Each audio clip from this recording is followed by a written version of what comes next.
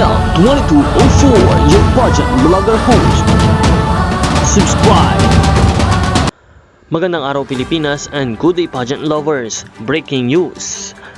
Maria Atisa Manalo, our Miss Cosmo Philippines, disappointed at hindi natutuwa sa lahat ng pangyayari matapos ang coronation night ng Miss Cosmo 2024.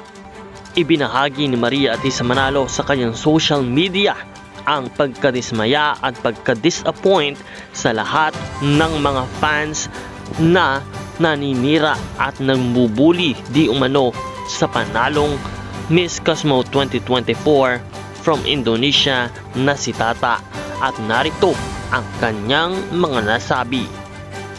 I am so disappointed with how a lot of us have been acting. Quit bullying Tata. She's my friend, and when you say mean things to her, you're saying it to me. I watched the video you all are referring to, and she didn't mean in any way it's me. Isang patunay na kinukundina ni Maria Atisa Manalo ang bullying, kung kaya't para sa lahat ng mga Pinoy pageant fans, nawa ay iwasan natin ang makasakit ng ating kapwa. Isang magandang ganti ay ang pagpupuri at ang pagtrato ng tama sa sinuman.